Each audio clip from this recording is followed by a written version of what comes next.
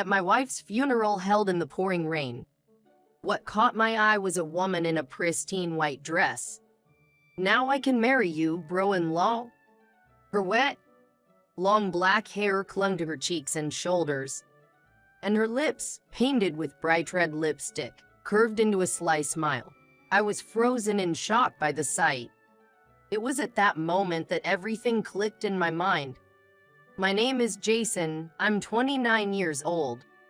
I have a 4-year-old daughter with my wife, Catherine. We discovered her sound-related illness a year ago, and since then, she's been in and out of the hospital, currently still admitted. She told me she lost her parents early on and doesn't have any siblings. So, my wife doesn't have a family home to rely on. Thus, while she's in the hospital, I've been juggling work and childcare. Thankfully, with an understanding workplace and the help from my own family, I've been managing. Still, every day is a whirlwind of business. I always dash out of my job right at quitting time, run full tilt from the train station, and head straight to the daycare.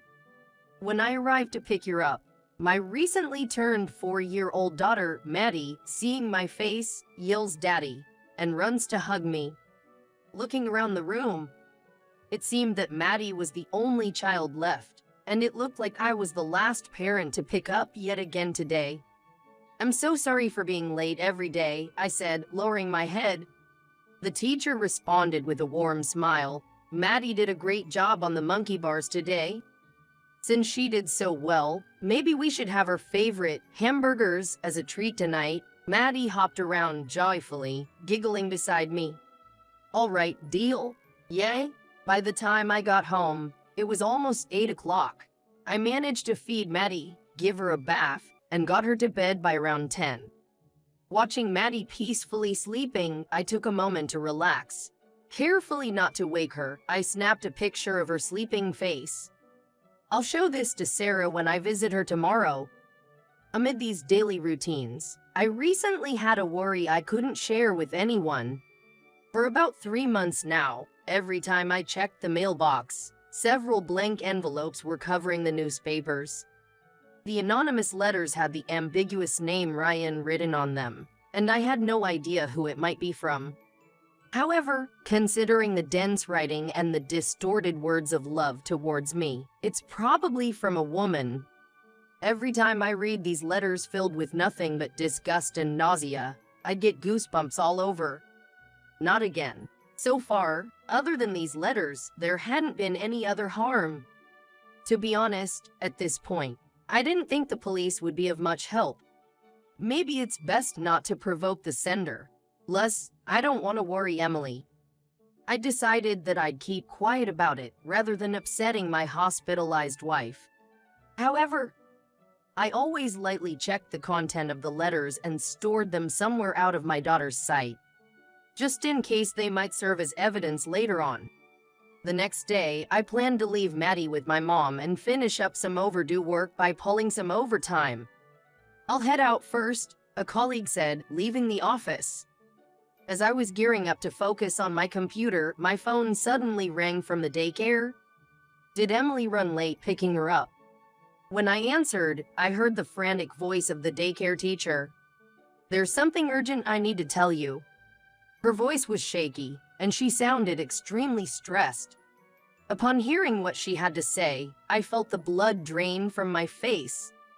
"Maddie, thank God you're safe." As I rushed into the daycare, I saw the teacher, my daughter Maddie, and my mother. "I'm so sorry, even though we were here."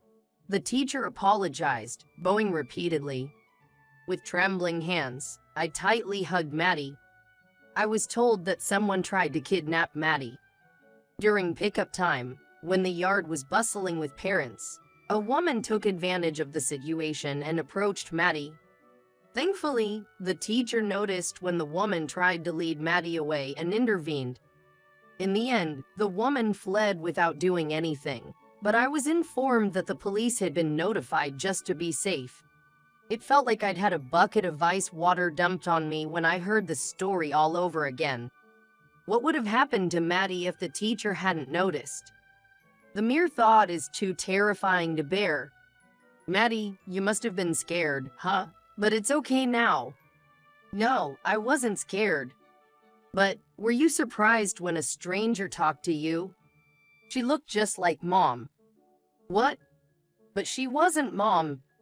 When I called her Mom, she said her name was Lydia. Maddie said, her spirit seeming to sag. Lydia, could it be her?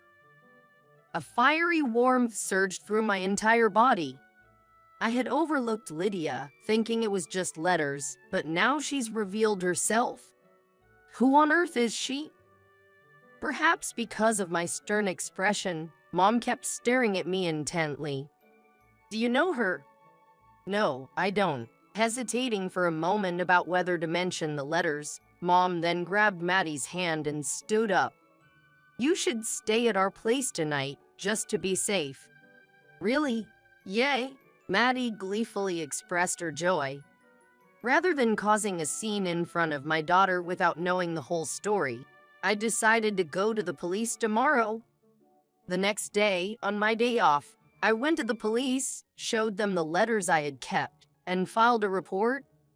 However, I was advised to be cautious as they might not immediately identify the person.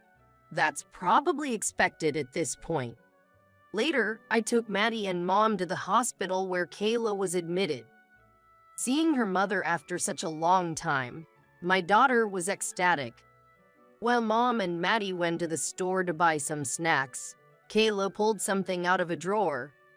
Here, I want to give you this. Why? Upon opening it as prompted, I found a handmade birthday card inside. It's Jacob's birthday tomorrow, right? I totally forgot.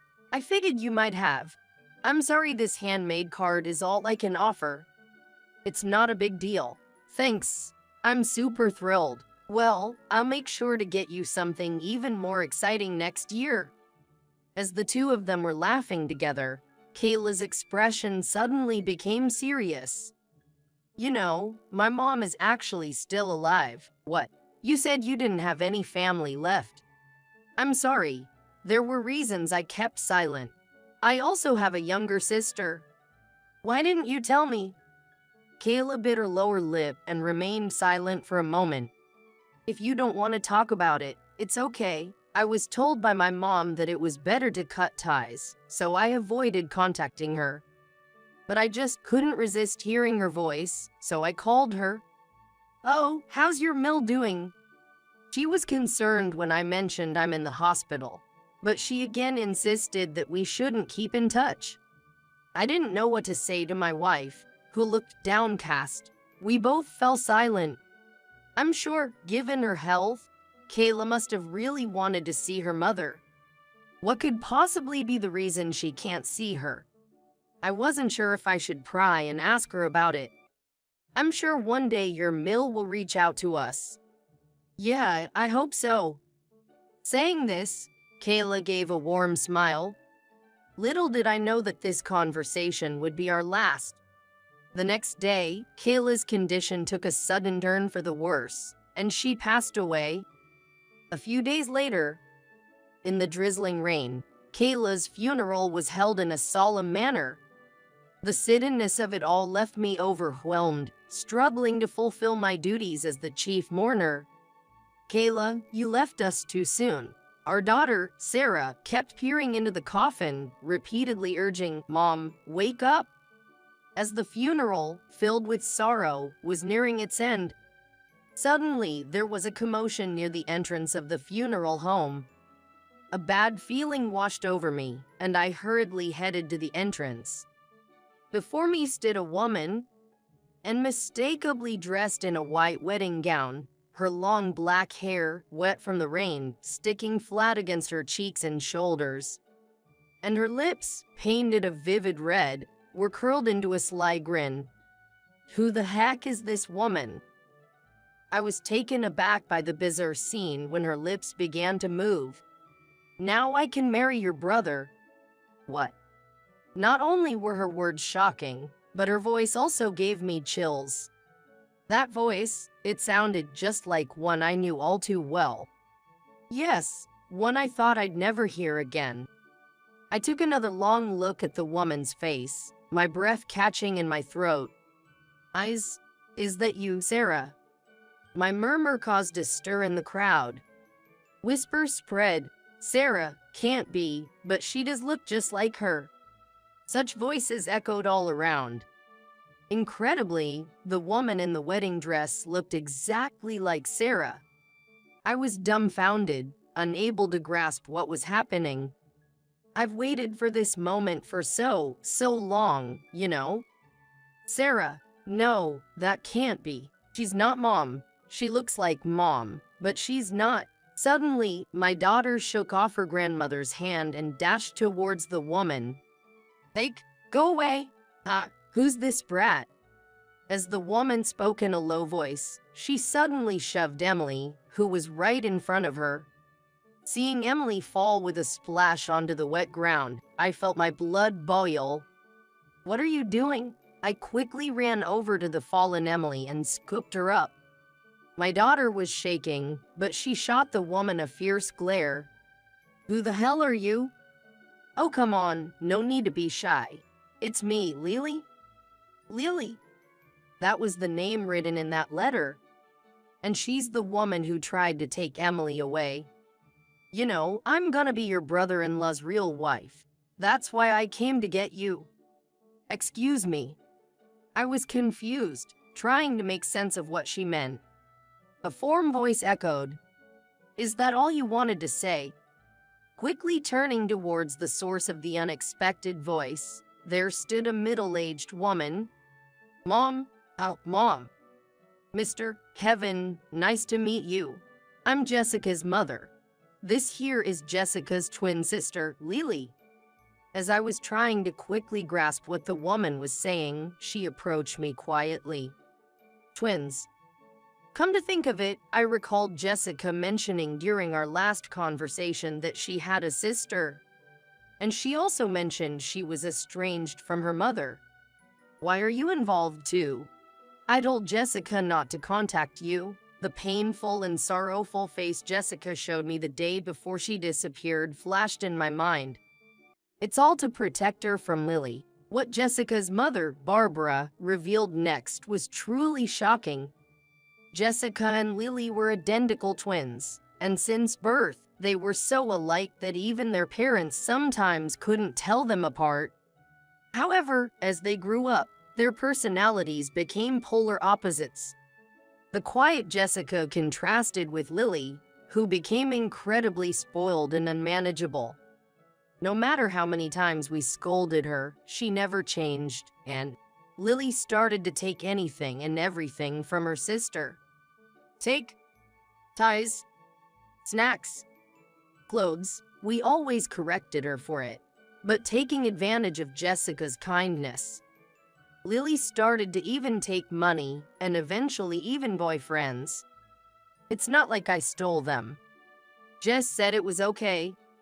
Plus, I bet everyone prefers me over someone as plain as her. I'm sure you'd even have better chemistry with me. What the hell are you saying? I felt a chill as Lily reached out, trying to touch me. After all, when I impersonated Jessica at the university she attended, it was easy to lure her boyfriend to a hotel. Sadly, because of that, Jessica had to drop out.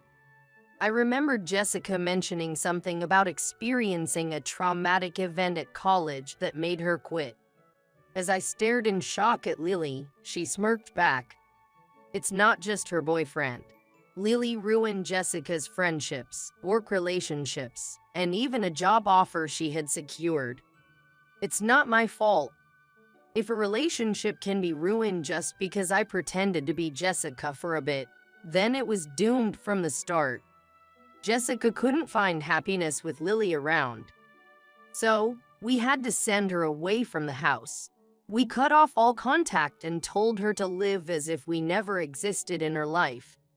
I've been searching for Jessica non-stop since she suddenly disappeared. We're twins after all. While my mill looked tense and serious, Lily spoke with a tone that suggested she believed she hadn't done anything wrong. I've been trying to find where she went. I found her contact in my mill's phone a while back. Can you believe she's already married with kids? So, I decided to take you too. Beside her, my mother kept apologizing, head bowed, thinking of how Jessica might have suffered because of her sister and didn't get to see her mother in the end. My vision blurred with tears. Lily, let me make this clear. The one I love is Jessica. Don't worry, I'll make you obsessed with me. After all, she's not around anymore, LOL.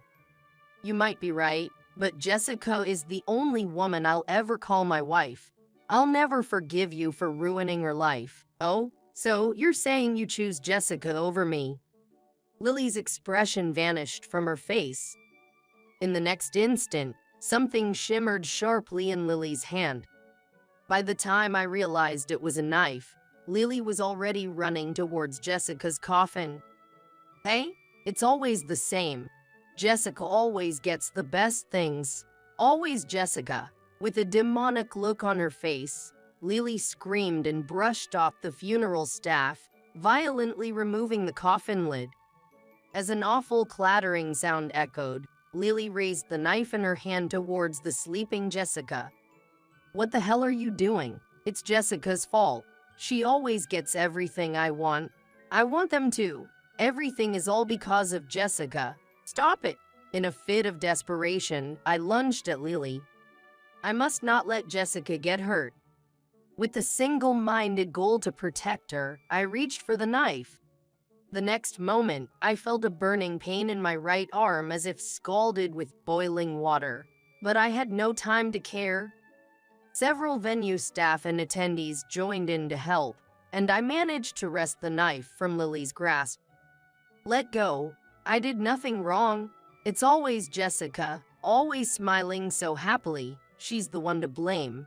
It's all Jessica. Enough is enough. All of this is our mother's fault for giving birth to us as twins in the first place. No matter how twisted things have become, you were always my precious daughter. I thought so, but not anymore. I can't forgive you. What the heck are you saying? Cut the crap, old hag. Hey? Despite several people trying to restrain her, she continued to struggle and scream. When I called out to her as Lily, she suddenly looked happy. You've decided to accept me. Of course not. You always covet what others have and blame everything on them. But Jessica wasn't like that. She always tried her best, always smiled to make me and our daughter happy. Suddenly, I could picture Jessica's warm smile. She was always kind and sincere, and always supported me and our daughter. Thanks to you, I was reminded that my wife was the most wonderful person in the world. My wife will always be Jessica. I'll live my life with the daughter Jessica left behind. So never show your face to me again. At my words, Lily snapped back. You've got to be kidding. The police will be here soon. You'll have plenty of time behind bars to reflect on your actions. Police? I don't want that. I won't be able to go out and have fun. Please, give me a break. Suddenly, Lily seemed to soften and began apologizing, but it was clear she wasn't sincere. I said, I'm sorry. I won't do this again. Everyone present just watched her with blank expressions as she repeated her half-hearted apologies. Soon, Lily was arrested on the spot for assault by the arriving police officers. Daddy, you're hurt. Upon my daughter's words, I looked at my right arm and noticed a deep gasp bleeding profusely. The pain started throbbing intensely once I realized. I'm truly sorry. I'll cover all the medical expenses. And I promise I'll never let Lily get involved with you all ever again. My mill, Susan, nearly dropped to her knees as she deeply bowed to me. I do hope you'll keep that promise. But you were trying to protect Jessica in your own way, weren't you? All this time, without my knowledge, Susan had been watching over my wife. To Jessica, Susan was just like her real grandmother. Should we really drift apart like this? She seemed to have read my thoughts and gave a small smile. Thank you for truly loving Jessica. From now on, just focus on making your child happy and please forget about me. Saying this, Susan walked away, After the funeral, Lily was sent to prison not only for the assault but for several other charges. My mill plans to have her work at a distant relative's place after her release, ensuring she never approaches us again. It's been 6 months since then. The hustle and bustle settled down, and in between my work, I spend as much time as possible with Jessica. The peaceful moments with my daughter are gradually healing the wounds Jessica and I have. On the monthly anniversary of my wife's passing, when my daughter and I visit her grave, fresh flowers are always already there. It's probably the doing of my mill, Susan. Perhaps one day, I'll be able to stand side by side with Susan and pay respects together. Don't worry about a thing anymore. No matter what happens, I'll always protect Jessica, so please keep watching over us. I swore by the grave, holding the birthday card I received from Sarah close to my heart.